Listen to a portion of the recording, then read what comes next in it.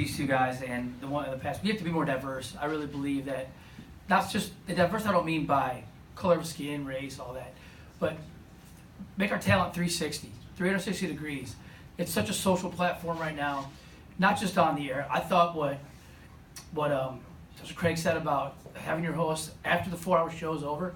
That's when your day really begins, man. You got to work hard at developing your brand, keeping it going. Because for us, it's easy to change the clock. We can do that in 20 minutes. We can do the research on it, 2 days, figure out what works, what doesn't work. If they're not going to buy into your stage, to their brand 360, forget about it. Because they're not buying into themselves. If they don't buy into themselves, they're never going to buy into what we're doing.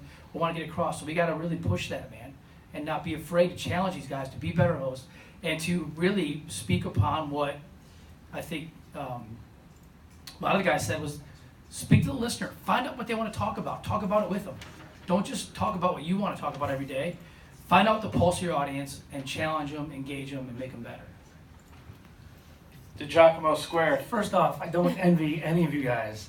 Being in the television world now, being a former radio producer, now an educator at Illinois Media School, what I learned the most from today was just how much information I have to pass along to my students now. Because, I mean, these guys are anywhere from 25, well, actually longer than that, by 23, all the way to Julio's age here, who, he's been to the wars and back as far as where he's traveled, but just teaching these guys everything they need to know about this industry, it's very overwhelming.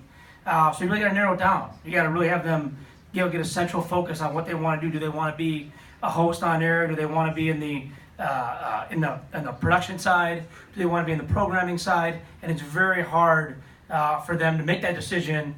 So you basically just tell them, get your foot in the door wherever you can. And it's interesting getting your guys' take on everything here. And I look forward to tomorrow to learn a little bit more with the group tomorrow. So Leo, what's your takeaway today?